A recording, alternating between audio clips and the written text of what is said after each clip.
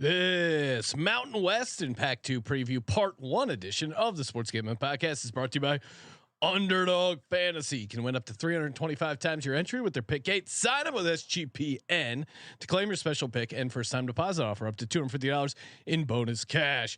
UnderdogFantasy.com, promo code SGPN. We're also brought to you by Rhythm. Get the best data-driven props and picks from Rhythm. Claim your 7-day free trial today by going to sportsgamblingpodcast.com/rhythm. That's sportsgamblingpodcast.com/RITHMM.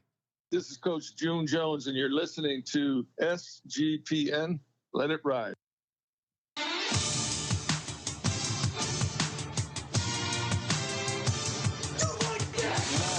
Cox. He's one of those guys who will get penetration.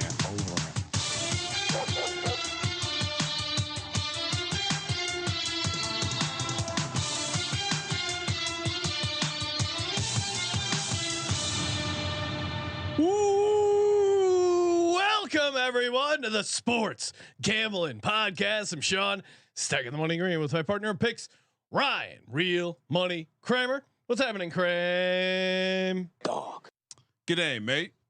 G'day, mate. Oh, wrong island. I'm sorry. He's got his SGP tie-dye shirt on, joining us in studio to talk all things Mountain West and Pac-2. Mountain West Media Insider Colby Dant, aka Pick Dundee. What's happening, Colby? What's that? Yeah. What's happening is every day, just you wake up, you're a day closer. We got the video game out. Everything's going good in life. Day closer to what?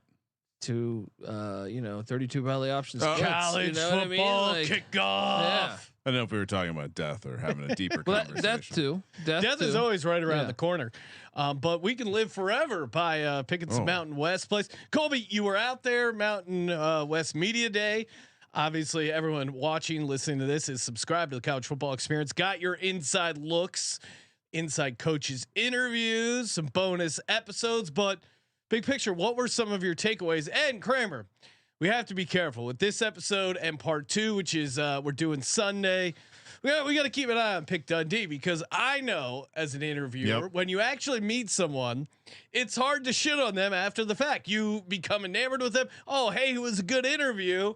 Like Mike Leach. We love Mike Leach. Part of the reason was Mike Leach was really nice to us, and he was a cool guy. I'll give you. I mean, I liked him before as a coach, but it would be hard to kill Mike Leach because we know Mike Leach. Who is the guy? We knew Mike Leach. Who is the guy that you've interviewed that has changed your opinion of them the most in terms of the team or them in general? Not you. This is a Sean question. Oh, like in terms of a guy you didn't think much of that you were like, yeah, this fucking guy's awesome. Put you on the spot. I got one. Okay, why don't you go first? Pac-Man Jones. Pac-Man Jones. Yes, sir. He's a great guy, because there are some incidents where you could maybe kill him. Isn't the right word, considering some of the nightclub incident he was tied to, but. And he's had a bunch of incidents where you're like, this guy's fucking crazy. But we hung out with him for 10 minutes. He did the interview. He was nice to us. So now it's like, oh, Pac-Man's my guy. It was like a surprisingly authentic, like he was actually trying to do a good job. That was what stood out to me. That and he recognized that I was also at Virginia Tech when we were he said we were in the Big East together. So basically was on the football team. No, I would say, Then on the other side of the coin, I'd say the unreleased interview of Mr. Brandon Lang. Maybe one day that would be the other way in terms of like meeting Santa Claus and being very disappointed. Anyway, but to bringing it back to the Mountain West, unless Sean has no, I'm trying to think. I mean,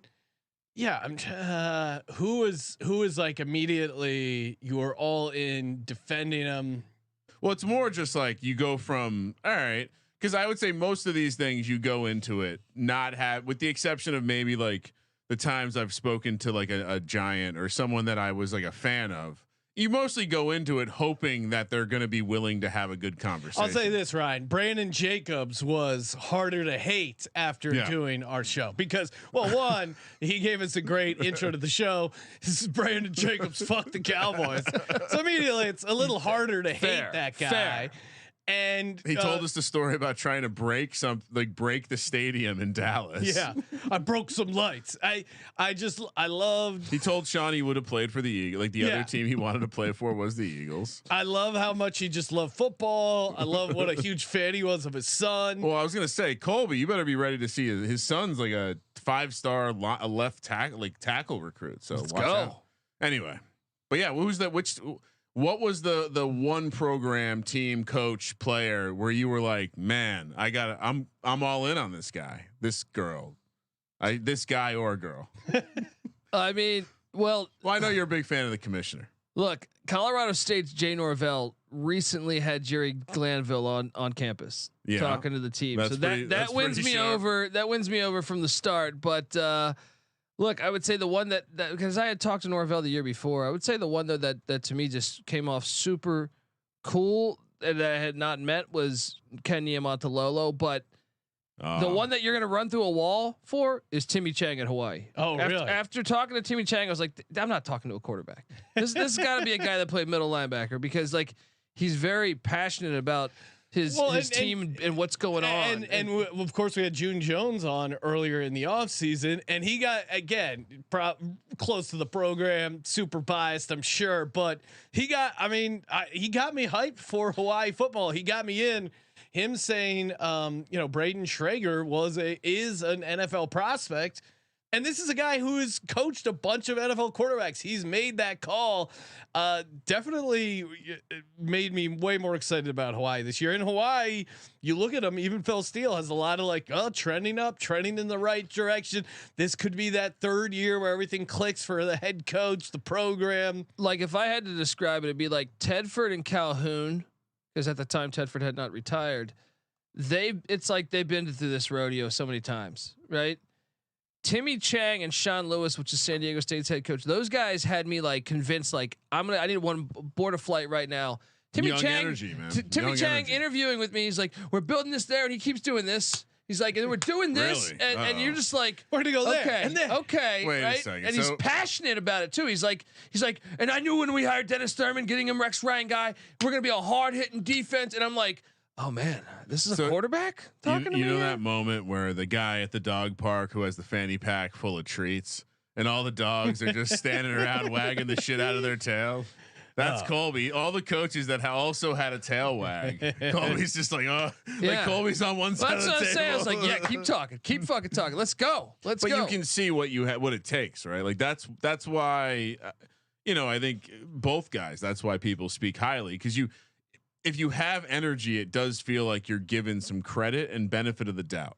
Because when you get in a room with someone, if one-on-one interview with whatever media guy, they're gonna probably feel similar to you, right? Because they, unless they completely hate college football, it's like, yeah, this is what it's about: bringing energy to a college program and actually trying.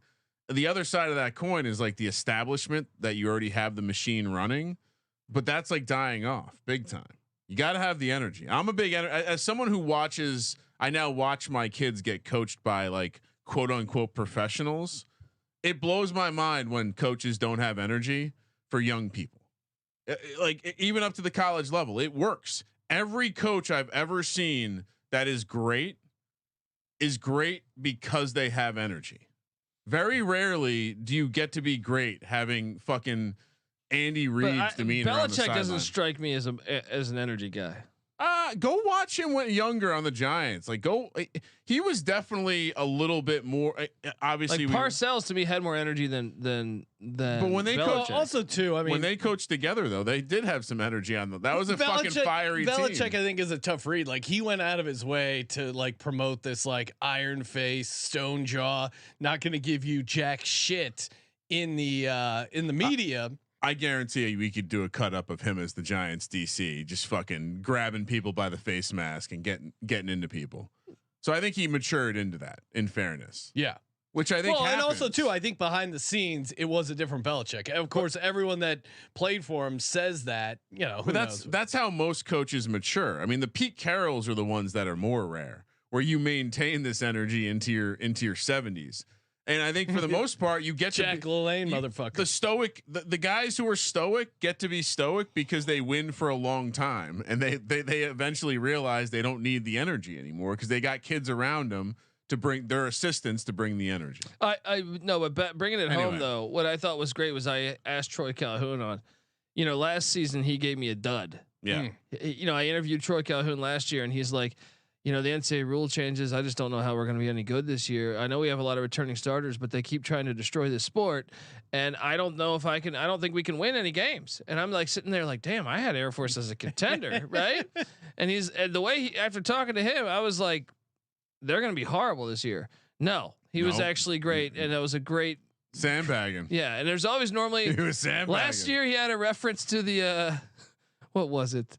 It was like the Geneva Convention. It was like he had some type of reference historical. This year it was the gosh, man, what is it? Like the guy who invented the light bulb, Edison. Yeah, that's what I'm saying. Thomas Edison. Like I'm brain dead right now. It's just a funny. Yeah, I mean, you're doing a kite, Benjamin Franklin, maybe. Yeah, no. If you're guessing, just go Franklin because he invented a lot. Actually, no. I think it was Rockefeller. Okay. He had a reference to Rockefeller in the race for electricity or some shit like that. Franklin did a lot more inventing. Edison did a lot more selling. Little bit of a. But this year I actually asked him. I go, dude, last year you gave me a dud, and he goes, well, man, I don't know what to tell you. The other guys have recruits that are top. There's NIL. There's no NIL here. We don't use the transfer portal. Yeah. But he goes, we were able to win games more than I thought. Yeah. And I'm like, doesn't that help though? Like that would have been. Yeah, it's like, coach, maybe continuity is the greatest advantage in the game now. And he also still, really defends that the NCAA is in the wrong with this rule change because you're leading to more head-on collisions because you're not blocking low, and it's bad for the state of football. He's adamant about that, and that they need to reverse that rule. I like that. You had a serious. How many coaches did you talk shop about the triple option? Did you bring up targeting over under targeting? Oh yeah, they're probably having a conversation at the water cooler, being like, "That fucking guy won't let it go. He won't let it go with this targeting thing." No, Bronco Mendenhall is a former defensive back. He was on board. I was going to say, he gives some Dexter vibes. Bronco Mendenhall. He was a little. He got the feeling he's not the biggest fan of the press. Mountain West just seems like a perfect place for Colby to float around. It's perfect. We got our feet wet in the Mountain West. We've gone 12 minutes and we haven't addressed the new friend of the program, Mr. Spuds McKenzie, the ultimate party dog.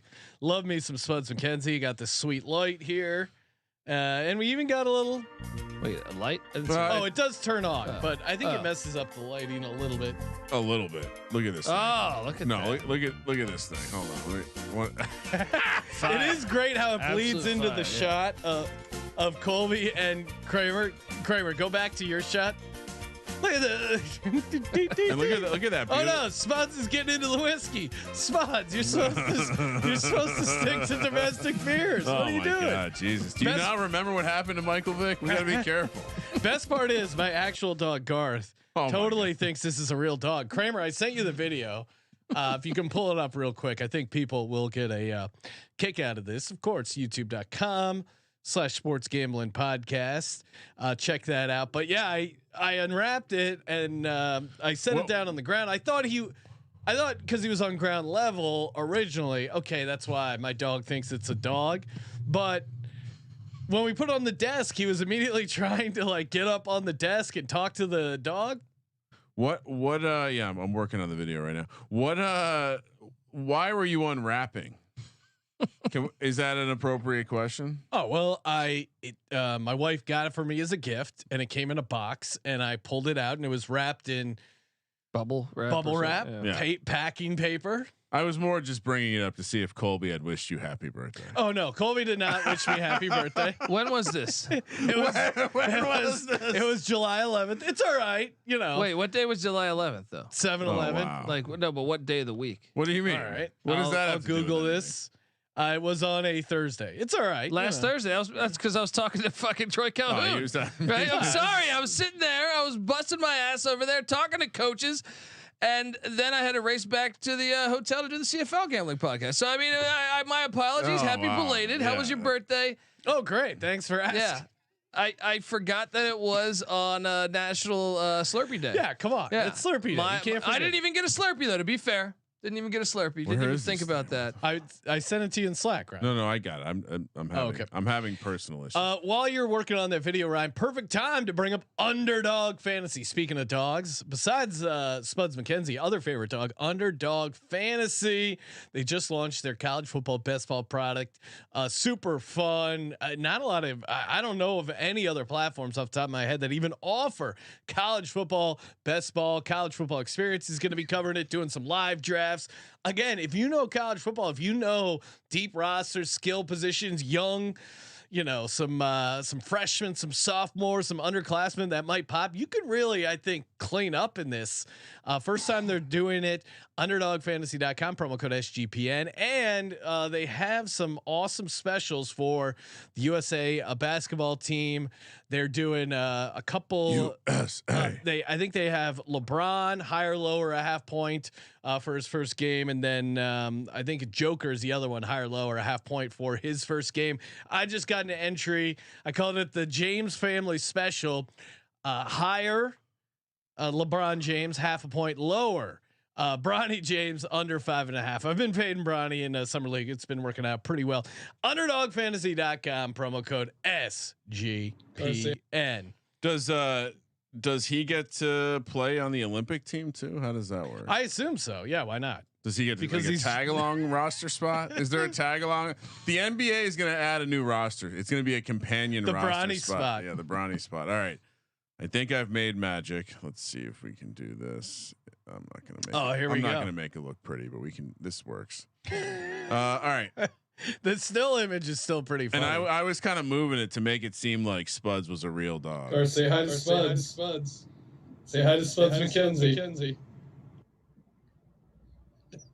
He's wagging his tail. He really wants to talk to Spuds. He's licking him. Shout out to Garth and Spuds. Sorry, dynamic duo. I know you wouldn't have wanted that on the air. All right, now let's talk some Air Force football, baby.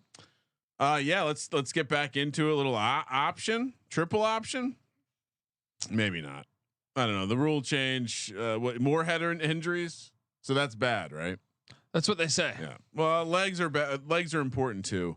Air Force 5-3 last year, so definitely lied to you, right in your face, Colby. That's got to hurt. 9-4, man. Overall as a team, 8-4 in the regular season, 9-4 if you include the bowl effort. Win total drops to 6.5 this year, -135 to the over, +110 to the under. 13-1 to win the conference, so puts them right on the outside. Like they're outside of that like contender bubble of 3 teams. 60-1 to make the playoff, and 1,000-1 to win the college football championship. I do think with as I was plugging in some of this data and looking at schedules, it seemed evident that there were some teams that you just missed all the good teams. And Air Force schedule, they have a some non-con stuff we should talk about, but other than that, I don't hate this situation. And I guess it depends how much you like the Army Navy situation this year. But we gave you the teaser of like, be careful, Colby's going to be high on a lot of these teams because he had some FaceTime. They had some flesh touching other flesh. Well, their schedule I think is pretty doable, although they only have 6 starters returning, and but Air Force has kind of been pretty consistent, 40-12 the last 4 seasons. Like the ceiling isn't super high for this program, but I think they have a decent floor. And then Colby was telling me, the guy who does play-by-play for Air Force, he has on the team preview every year. He's been taking the over on Air Force, and you said this year he actually took the under, which was surprising to me. Makes it a little concerning. Yeah, and why was he doing that? Well, normally they have more return. Well, he's in practice, and he says like I will say this: triple option teams, it's about your rhythm. Yeah, you need to find that rhythm. He said they're in his opinion they're not there yet, and I kind of got that feeling from Calhoun again, but. Once again, this is a guy that won 9 games last year, and the previous 10 win seasons that so if you throw out the COVID year where they couldn't block. This They is a guy were that's won tackling, though. They were tackling. 39 games in the past 4 seasons. Yeah, it's crazy. Did you ask? I mean, he didn't stop tackling. The Air Force was okay with tackling. No, there's something ironic. They had problems too with that shit, man. But they had problems. I mean, breaking in a new quarterback too, and John Boucher. That's great. Great name. Yeah, great name. But and here's another thing: he's more of a passing option quarterback than previously.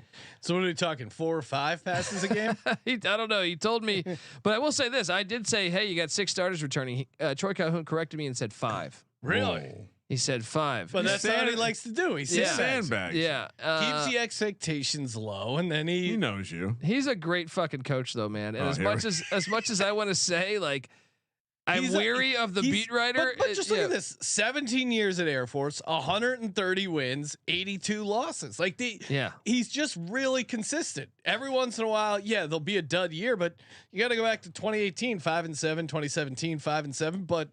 Man, for the most part, pretty consistent. Air Force is 134 out of 134 in returning production.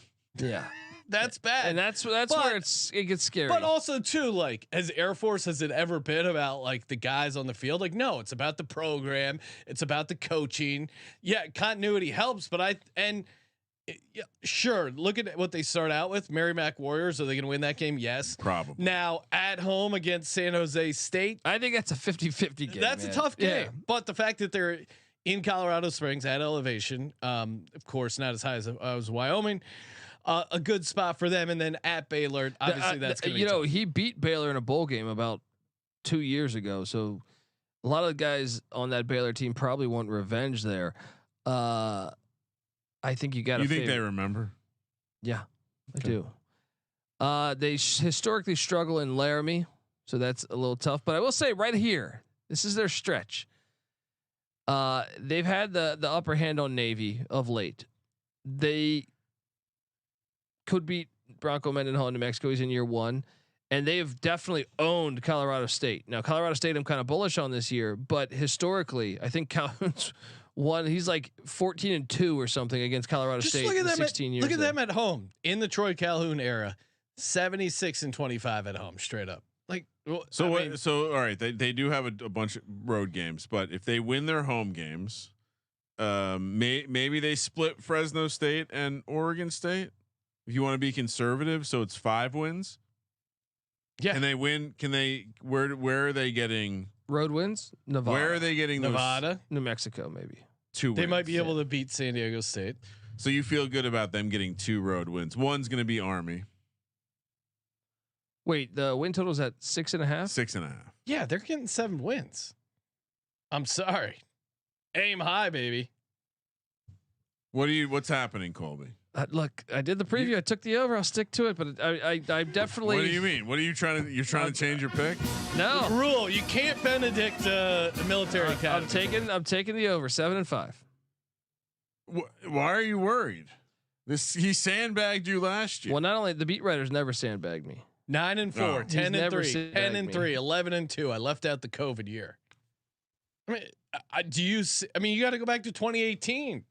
Where he didn't win, and the early bye, they can lose Baylor, like they can get better. And I will say this, I do think, with the exception of San Jose State, who by the way is running the run and shoot, you have all the Mountain West has done this kind of transition with Fresno passes the hell out of ball. Yep. Colorado State runs the air raid. Yep. Bronco Mendenhall is bringing in Jason Beck, who's running the air raid. You're the Zag. So. And Sean Lewis, they run in veer and shoot. So it's like you have a unique thing. These guys, like a lot of new coaches in this league, a lot of them probably not very familiar with triple option schools. So you do have that in your bag. I had a real. It'd be pretty easy for the government to. I see Bill's Mafia DJ 92 in the chat referring to the idea that maybe we could get a little NIL money from the government. I mean, there's money leaking all over the world right now from this government. Why not spend a little on the old NIL to the Air Force? Maybe get a couple key late transfers here. bolster that returning production. We should be fading this team, just for the record. But we're all going to take the over. Yeah. I'm not. It wasn't Kramer. You're taking it over. It wasn't. It wasn't worth having friction with Colby, noted lover of Troy Calhoun, and you, noted lover of Flyboys. Let's go. Boise State 6-2 in conference, 6-6 overall. That's not very good. The blue turf is still annoying. 9.5 is the win total this year. They are the chalk in the conference. Plus 110 to the over, minus 130 to the under, plus 110 to win the conference. So basically, they're saying, just stopping right there. What do you like better, Colby? Over 9.5 wins or win the conference? Because it's the same price.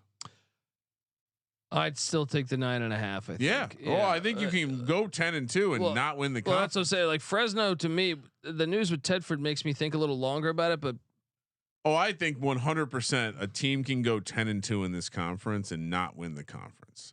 So to be able to get the over at plus 110 versus win the do you think someone can win the conference at 9-3?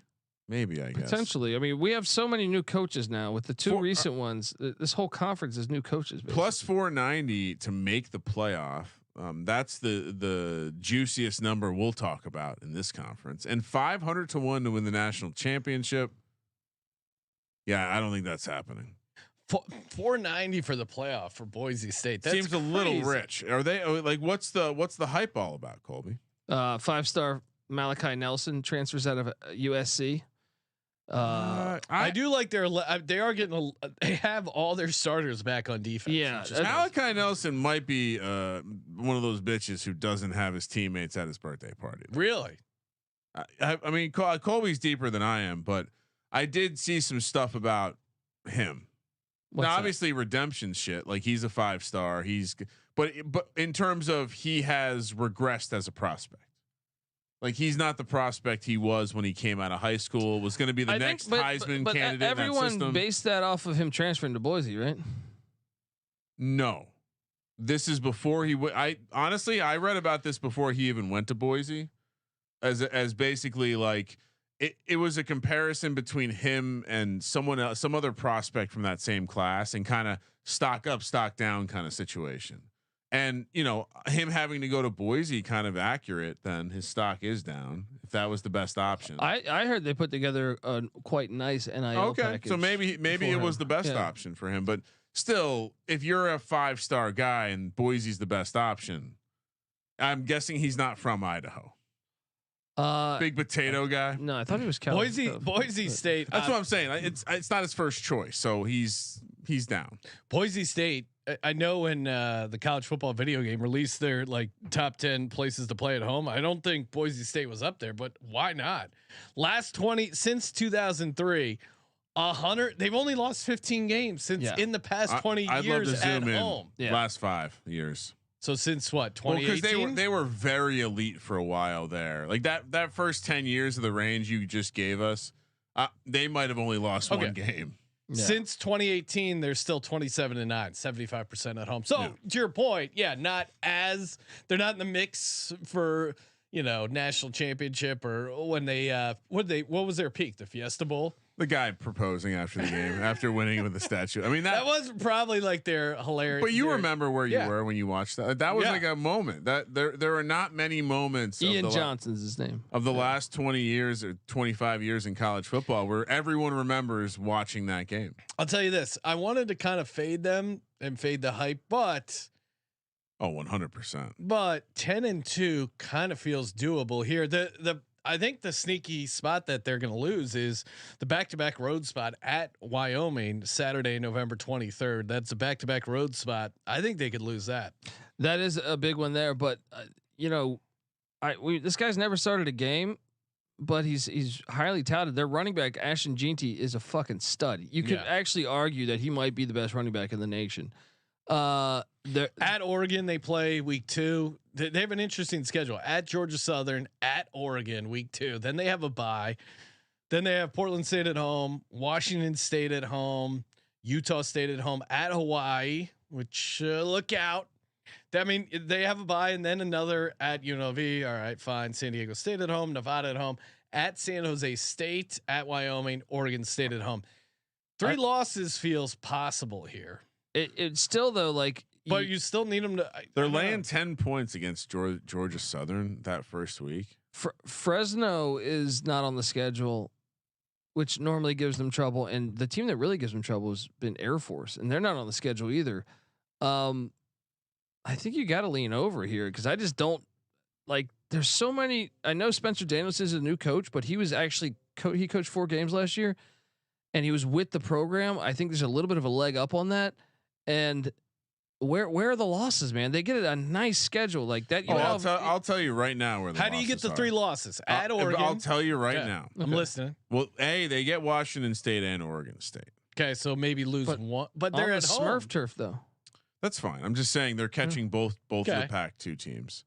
I do think the opening 2 games are tricky. That opening game, are you kidding, Sean? We're taking maybe. Georgia Southern as a 10-point dog. We just write it down right now.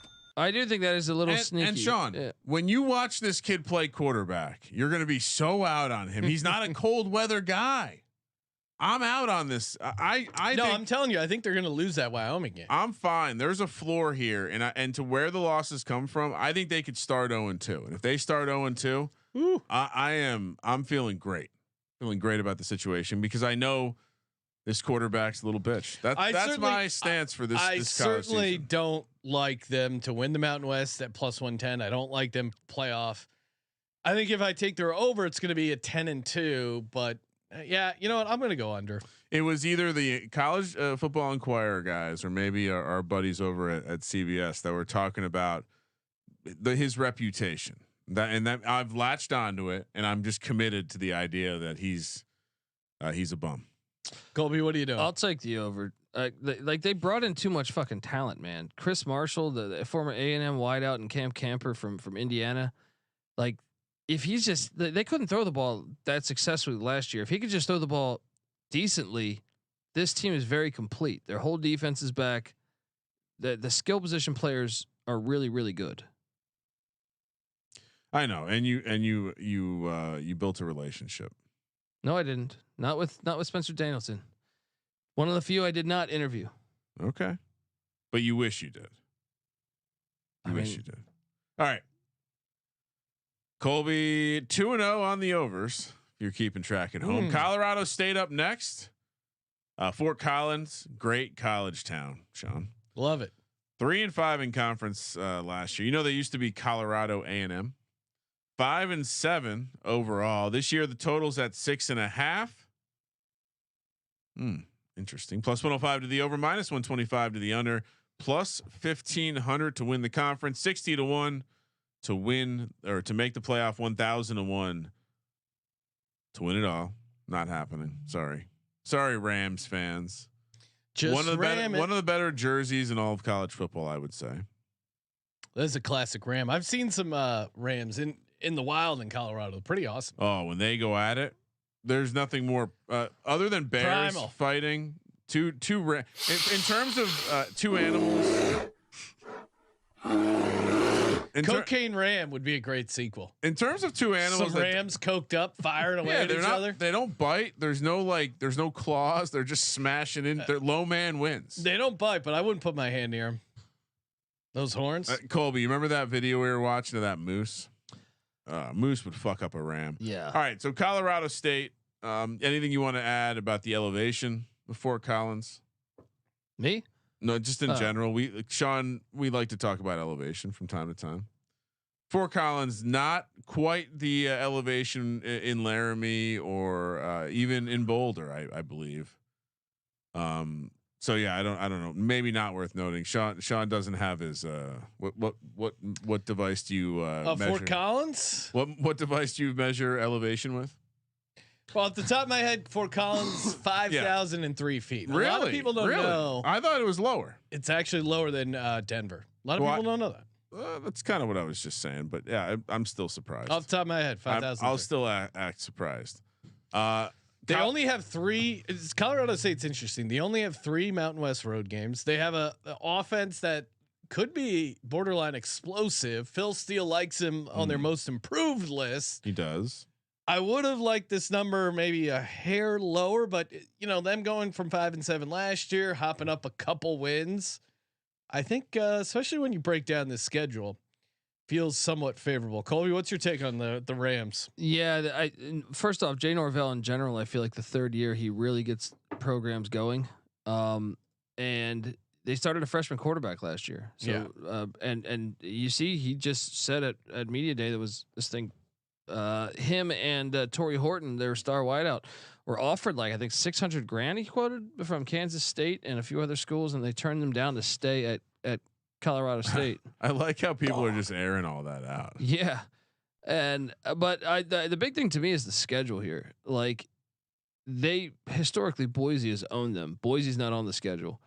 You look at all the other spots. The game that I had circled was the Fresno game. That got a little easier with the Tedford news. Now they still might lose that, but I just think it's a really nice schedule. Like they at Air Force they traditionally lose that game, but the rest of their hard games there's not many of them. I'm with you. I think they certainly have some losable road games, but the home games are all very nice. Yeah, and I think that's why you got to take the over here. I think and I actually believe like there's value in them to play for the conference championship. 2 here. overs. I mean, if they went 9-3, would you be shocked? No, I don't think so. No. Well, to me, look, if they get their losable games for the most part are non-con games. Texas, Colorado, Oregon State. You're right. They're Mountain, and that's I think why Phil Steele is highlighting like only 3 Mountain West road games because their conference schedule could be pretty damn good. Well, think about what you want on the schedule if you're a Mountain West team. Yeah, their road game at Nevada. Nevada's a train wreck. Yeah, Utah State just lost their coach. New Mexico, San Jose State, they're all on the schedule, so you gotta like. You get Wyoming at home. Yeah, you don't have to go to Laramie. They're tied for first in conference with returning production. I like Utah this. State, I think Colorado State, to Colby's point, them. We'll see. I like. So how you like playing that? You like you're playing the chaos idea that they can maybe they lose 2 games out of conference, only 1 in conference, gets them in the championship game. You're sitting on a 15-1 ticket. We have to has the Mountain West announce what their tiebreaker procedures are. Well, they only have 12 teams. Well, hold on. That was chaotic last season, actually. Yeah. Last season, San Jose State should have played for the championship game. They added teams, which increases the odds there's going to be a tie up top. Why are we the only outlet that is mentioning these conference prices are fucking bonkers? Because one of these teams, these longer shot teams, are going to fuck up a big conference because they have a softer side of the schedule. They're actually a great example, the Mountain West, because they did have 12 teams last year. Right? Yes, correct. All right, so they have 12 teams, and they still had a problem. These other conferences have like 18 teams. Yeah, but and so last season they used I think it was the strength. They used the record of the opponents, even though San Jose State had just they ignored the head-to-head, which was shocking to me because San Jose State beat the shit out of UNLV in Vegas. It is very complicated. It can get complicated to break ties with multiple teams if they haven't all played each other. And it always is. It looks so stupid when you pick a team that just got their ass beat. Yeah, the week before, literally the week before. It's like, hey, come on, guys. Yeah. Can we? This is where like maybe the eye test helps a little bit. I think I'm on the over too. Yeah, I think it's a really good over. Yeah, I'll take Colorado A&M. Oh, nice. See what I did there? So we're all on the over the Colorado State Rams 6.5. And I think certainly playoff seems maybe a bit crazy, but best college town in the conference. Whew. Will that piss people off? Well, Vegas. I mean, come on. It's not a college town. It's not. No. College town requires the ability to get drunk for very cheap. And walk around a bunch. Yeah, I mean, Fort Collins is a cool probably town. is. The imagine best, being. Right? I mean, Sean, if you were in college and in Vegas, you'd have no money all the time. I would dread it. It would be seems horrible. like a bad place to be in college. Actually, I was like before cell phones in the middle of Virginia, surrounded by cow pastures. Like it was safe. It's a big. There's a big net. Fresno. Speaking of nets, Fresno State 4-4 in conference, 8-4 overall, 7.5 this year's win total. That's fresh, Colby. Minus 150 to the over, plus 120 to the under, plus 360 to win the conference, 20-1 to make the playoff, and 1,000 to 1 to win the national championship. Colby, you were high on this team, and then they were my preseason favorite. Some news broke. Yeah. I still think you should be bullish on this team because Tedford's coaching tree is normally so damn good that the guys are probably very well qualified to. But he was planning on coaching. Yes. So that's tough. But I'll tell you what's not tough. Last year was the year to catch Fresno because they lost a ton of production. Yeah. Mikey Keene comes in and he did good, but now it's year 2 in Tedford's offense, which I think normally quarterbacks in year 2, but going back to Aaron Rodgers or Achilles Smith or Joey Harrington, like they have monster years the year after. So that is something. And I also think Malik Sherrod, the running back, they figured him out. He's a stud. Their receiving core is really good. They returned their entire offensive line. The defense, they go out and get a couple of USC transfers. One that was a 5-star. So I do think this team is like just. I'm leaning under. 1, because of losing Tedford, and then 2, they did have some regression signs. They were minus 76 yards per game in conference, and they had a +9 turnover differential. So you're saying they should have been 500? No, but I'm saying like the difference between an 8-4 and 7-5 could be a couple turnovers in these games, and the juice suggests like at minus 150.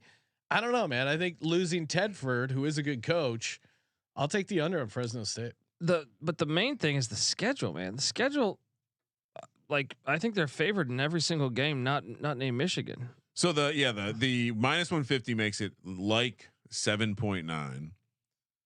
I mean, certainly it's still 8 to win. It doesn't change a ton. Fresno is actually catching 20.5 against Michigan. That's a fun upset spot. It lost a little luster though, dude. I mean, but if you are they making any big changes in the coaching staff? We don't know. That's what I'm saying. No, the coaching staff has been together for years. So then maybe it doesn't matter. Maybe it doesn't matter. The schedule is fucking beautiful though, man. Like it is a good schedule. But if you trusted Tedford, you probably trust his assistants, right? Oh yeah, I'm gonna ride the over. I feel very, but really, my thing to win the conference. My thing to win the conference, it got a little. There's a little more questions on it now. How many teams can win the Mountain West? Out of the 12, I would say this year you're looking at. I'm going to say 5. Okay. And are they one of them? Yes, certainly. Okay. Certainly. I see Colby's case. I'm going under. To me, Tedford is enough to take this team from maybe a 9-3 to 7-5. It's his system potentially. Yeah, but. I don't know. To your point, I still think end of the day, especially when it gets close with this stuff, I'm going under. I think Tedford makes a difference. What are you doing, Craig? Now he didn't coach the bowl game and they won. They have a lot of winnable games. Fucking bowl game. The road games. I mean, to Colby's point, they're probably going to be favored at New Mexico. They're probably going to be favored. They will definitely be favored at New Mexico. They will be favored at UNLV. They're going to have the crowd at UNLV. They will because they all travel to Vegas. It's not that far of a trip for them. They will be favored at Nevada, and they'll be favored at UCLA. They've beaten UCLA 5 straight times. Maybe not at Air Force. That's the one that I think I think they'll be favored. But that's the one I think they lose. So there may be dogs in 2 games all year. Yeah, you got to take the over. And what's the number? 8 or 7.5, right? And you're taking. What are you doing, Sean? I'm going under. Oh, you're getting cute. No, 10 games. 10 or 11 games are favored. No. And you're going under. Take that minus 150, Ryan. Take it. I dare you. I am going to take it. And I guess we have to. Are we sprinkling the playoff? Yeah, playoffs. Well, I mean, redemption season, win one for Tedford. Oh, I like it. I like it, buddy. Are we doing a make playoff? I like it. Maybe they do beat Michigan game 1 too. Are we doing a win Imagine they play Michigan close. That's going to be on the committee's mind. So far, we're taking so. I mean, we're gonna fade. We're definitely gonna. We should take this money line. It's got to be like 14 to 1. I still might take the money line against Michigan. Yeah. Week 1. Oh, but But and if they then win that, then you're screwed. And then ultimate letdown spot though next week at Sacramento State Hornets. Okay. They are a good FCS. Hey, have you guys signed up over on Rhythm yet? If not, what are you waiting for? Still time to get in on some of their sweet projections for the British Open. sportsgamblingpodcast.com/rhythm. Get in over there. Get your 7-day free trial over on Rhythm. And they're dropping the college football product any day now. You want to get in, you want to get your free 7-day trial, start tinkering around with the models. It is super fun. Building your own model, and it's very easy too. It's not like you're hammering away with some numbers. No, the MIT nerds that founded Rhythm, they're the ones doing the numbers. You just adjust the sliders, what stats, what factors are important to you in your model. They'll generate it, they'll back test it, they'll tell you how this model is performed. Again, awesome for golf. They've been doing really great over there. Go to sportsgamblingpodcast.com/rhythm. Sign up over there and get that free 7-day trial. We're also brought to you by Circus Sports. You know we love Circus Sports. We love Derek Stevens, legend in his own right, business and blackjack. That's what it's in his profile, and he means it. Giving away $16 million guaranteed. If only 2 people sign up for the contest, Kramer and me, still giving away $16 million. Really? 10 million. Yeah, it would be a massive overlay, and Derek would probably not be there. There is a great moment of Derek up to kickoff of NFL. Derek sweating out the overlay because it doesn't matter how many people sign up. They're giving away $10 million in their Survivor. They're giving away $6 million in the Circa Millions. Imagine how dumb you're going to feel if this is the year. This is the year you win Survivor. You get to the end of the NFL gauntlet and you weren't playing Circa Survivor. You're giving away that cash. It's Dominic the Donkey. And Kramer and I are going to be out in Vegas a bunch. Come hang out with us. Sign up in person. You can sign up in Vegas. Play from anywhere. Contest weekend is going to be a ton of fun. We got them to do a little open bar event. August 22nd through the 24th. And again, if you're signing up, footballcontestproxy.com, promo code SGP, $50 off your proxy fees. It's not super expensive. You're going to love the contest. Super fun. Circusports.com. But if less people sign up, more for us, right? Overlay. So maybe come hang with us, but don't sign up for the contest. Let us win the contest. No. All right. Oh, no. Totally forgot there's a dog sitting on the set. It is weird because I'll turn to my left a little bit and the dog does kind of block some of the eye contact. It's giving you the eye. All right. Yeah, I mean, it was a great marketing campaign. It was like, hey, what if this dog loved beer and also fucking a ton of chicks? It's really genius. It was a simpler time. Yeah, it was hot off the heels. He's one of those guys who will get penetration. I think it still works now. What if you're the director of the Spuds McKenzie commercials? Like, what are you telling the ladies? Like, hey, pretend you're having fun, but also you kind of want to fuck this dog. Yeah. I mean, look at pretend he's really hot and sexy, and you want to take this dog home and have sex with him. In the 80s were a different time. I mean, it was kind of implied bestiality, but he was down for a party, man. He's Spuds. Implied bestiality. Well, that wasn't on the bingo card. Watch that commercial. And tell me Spuds McKenzie is not going home with one of those chicks. No, you're right, but I just didn't think we were talking about implicit bestiality. All right, Hawai'i 3-5 in conference last year, 5-8 overall. They do have the ultimate home field advantage, and then the absolute worst road trip disadvantage. 4.5 is the total this year. Boy. June Jones is not making this total, but we can see people are betting it. -170 to the over, +140 to the under, 32-1 to win the conference, 300-1 to make the playoff, 1,000-1 to win the national championship. Wouldn't that be something, Colby? It would. In this not number, happening? Dude, when I did the preview, I don't know, like 3 weeks ago, this was at 5.5. Man, really? Yeah. Yeah. So it's actually come down with juice going the other way. I mean, if you want to adjust it for the juice, it's 5.1. Who is fading Hawai'i? obviously we're going to be all in on Hawaii. Great pronunciation. Many people are saying this is Chang's best team. Shout out to the Chang gang. We got June Jones getting us hype about Braden Schrager. Yep. Is it Schrager, right? Yeah, Schrager bombs. Schrager bombs. Yeah, I mean he's got a fun name, and they were 5-7 last year and only minus 32 yards per game in the Mountain West and 3 net close losses. So they were close to even. Like they were 5-7, but they had a couple. Like they easily could have been a 6-6, 7-5 team. I think this team is poised. And I got a chance to interview Schrager bombs, and I was interested to find out that he likes going diving with sharks in Hawaii. There. I mean, you know, he likes long walks on the beach for a quarterback. He likes walks on the beach. He likes whatever you're into. So here's the thing: Oregon canceled a game on August 24th with them.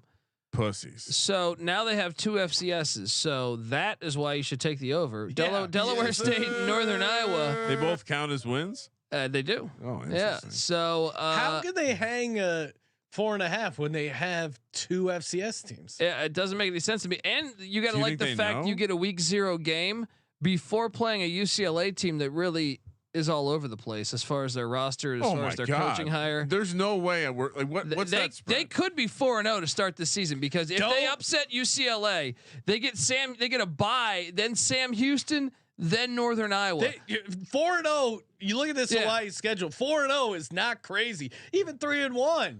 Wait a second. Yeah. I mean, I think they will be 3-1. No, like potentially 4-0. Like that UCLA game is. Wait. Yeah. I don't mean to be disrespectful, but you said 2 FCS, Delaware State and Northern Iowa, 3 FCS programs. Well, because Sam Houston just came up, right? I mean, they're basically an FCS program. I don't mean to be disrespectful. Wow, Ryan. Come on. Well, how many years have they been? Are they even eligible? It's tough to go into the Bear Claw and get a win, though. Man. Are they able to? You don't fade Chang at the Ching. Yeah, that's true. Chang and Ching is a combination. Is Sam Houston Ching allowed to win their conference? No. Okay. So they're basically an FCS school if they're still getting penalized. So that's 3 wins right there. And UCLA 100% is going to be a win. What do you think that spread is? What are we getting on the money line to bet on Hawaii? I have it right in front of me. So wait, that's UCLA's first game, right? Yes. They're probably favored by 7. And we love playing teams that already played a game. Yeah. UCLA, as a home dog. UCLA's football team going to Hawaii to play a night game. What's the spread? It's a 4-1 money line, 14 points. Give me the points. Give me that all day. Yes. We have so many juicy. Who has dogs. the better quarterback? Yes. Who's at home? Yes. And who gets to play a week before? Yeah, that's crazy. But I mean, even the rest of the schedule. So we've already established they're starting 4-0. Yeah. And so then the Mountain West schedule. Who comes to visit them? Boise, Nevada, UNLV, and New Mexico. There's 3 wins right there. I think they can get UNLV. They upset a team a year, it seems like. And let's not forget that also the San Diego State game is interesting. I mean, San Diego State's forever had their number, but Boise has a bye after the Hawaii game. You don't think they're staying a couple days? Have a little vacation? That ain't a business trip. I think you got to take the over too, though, because look, I just say like they could be 4-0. Even if I have them at 3-1, you still have Nevada and Utah State and New Mexico on the schedule, which they're all kind of question marks. And then UNLV at home. I think winnable. They could beat UNLV. No, they're winning 6 games. I agree. Over. At least.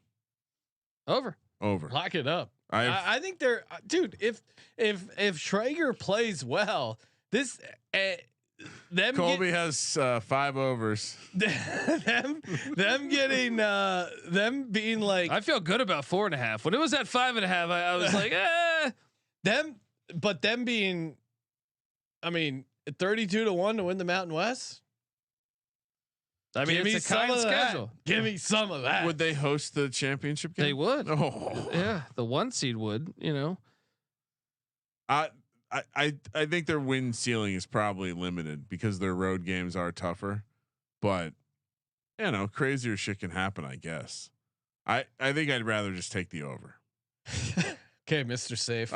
I'm a gambler over here. Give me Hawai'i. I'm balancing all my unders with a whole bunch of overs here in the Mountain West. Next up, Nevada, the Wolfpack 2-6 last year in conference, 2-10 overall. Trash, and now their win total is 2.5, one of the lowest we've seen in the Power 4 plus Mountain West and Pac-2. Plus 110 to the over, minus 135 to the under. This is it adjusts down to 2.25, very low. This is like prime territory. Plus 15,000 to win the conference, Colby. 30,000 for the playoff and 1,001 to win the college football championship. Any chance for the Wolfpack? No, yeah. I think you like whoever the AD is did not do them any favors with the non-con. It's funny when teams do this to themselves. SMU is SMU now. They're spending a shit ton of money. And that game was added. That was not on the schedule 5 years ago. That was added recently. What did we learn? They raised $130 million. No, 160. Well, no, it was 130 million in 7 days. Yeah, 160 in 3 months. And that game was added late. That was like a couple months ago. They put together. That's a week 0 game. This non-con silly. And then they're at Troy, who's very good in the Sun Belt. They're also home to Georgia Southern, who makes a bowl every year in the Sun Belt. It's not just they got Troy. They got Troy in fucking August. You know how gross it's going to be down there? At Minnesota? And coming from the dry air of Nevada down to Alabama. Their FCS is a really good FCS opponent in Eastern Washington. So, oh my god, what are their guaranteed wins? Does Georgia Southern still run the triple option? No, do they? Colby, no joking aside. All joking aside, I know this is a humorous. No show. No jokes. Do they have a guaranteed win on the schedule? No, I don't think so. Eastern Washington's very capable of beating them. How many games are they favored in? The Eastern Washington game, and that's it. How can they get the 3 wins? That's what I'm saying. I think this is a smash under. I know, like normally they're catching 16 points against Troy. They're catching 24 points at home against SMU. Like, all right, maybe they'll shock one of you. No, shock like one of these games they'll pull out of their ass. But under 3? This might be the best bet. Yeah, the schedule's this might be the best bet. Stupid. Yeah, there's nothing for me to add. Well, even in the conference, think about this: they get Boise, Fresno, Air Force, and UNLV. So, like the 4 best teams last season. Yeah. Well, all right. So they don't. The only thing you can say positive 3 Power 5s on the schedule is they don't get Washington State, but they do get Oregon State, and like Colby said, they get all the other top teams in the conference. And your FCS. Almost beat Fresno last year. Fresno went to overtime against Eastern Washington. Eastern Washington's good. Yeah. Yeah. No. Cooper Kupp, you heard of him? Who's the 3? Yeah, the 3 wins are just that's a joke. Where are they getting 3 wins? They'd have to upset Georgia Southern, make sure they beat Eastern Washington, and then upset Colorado State or Air Force. I mean, imagine you're a Nevada fan and you're catching 16 points on the road. I actually like against Troy. I like the coaching hire. It's not going to be this year. No, I'm good with an under here. Getting back to my old ways. Yeah, everyone's on under. Under, come on. All right, last one. Colby's favorite program, New Mexico, the Lobos, 2-6 in conference last year. I actually prefer Diego pissing Pavia. 4-8 overall. 2.5's the win total this year. Plus 115 to the over. Minus 140 to the under. That adjusts even lower than Nevada's total. 250 to 1 to win the conference, 300 to 1 to make the playoff, and 1,000 to 1 to win it all. Again, if you're just take the make playoff, don't bother with the championship if you do like that price. It does seem like we discussed the top of the conference, but it does seem like there will be something to catching the bottom of the conference as well. Hawai'i maybe the faux bottom, but Nevada, New Mexico, they might be the doormats. We went through the schedule and said, well, when is Nevada going to be favored? So let's do the same thing with New Mexico and start there because their dogs week 0 and their FCS opponent is really good, but they still could win that game. But what does that say about your team? But Colby, you talked to Bronco Mendenhall a little bit off script. I mean, I don't know. Like to me, he's a good coach. I don't think he comes back to. He's a great coach, in my opinion. Yeah, I don't think he comes back to New Mexico if he's going to go winless. Spent some time in Charlottesville. You got to question a man who's willing to do that. He did beat the Hokies. Not many UVA coaches can say that. Fuente. Their schedule is fucking brutal, but yeah, it's worse than the one we just talked about in Nevada in some ways, because like you said, the FCS opponent they're playing is going to beat their ass most likely. I don't know. I wouldn't be Mendenhall against Montana State. I'm not locking that up for Montana State on the road. I'm not either. I mean, I think they're a 4-point favorite or something. Have you been to Albuquerque?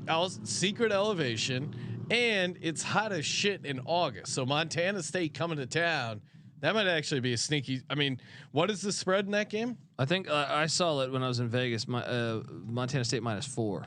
Yeah, I might actually take New Mexico on the money line as a dog there, if I'm being honest. Really? We'll see what the model spits out. But yeah, what's Albuquerque's elevation, Ryan? I bet you don't even know that.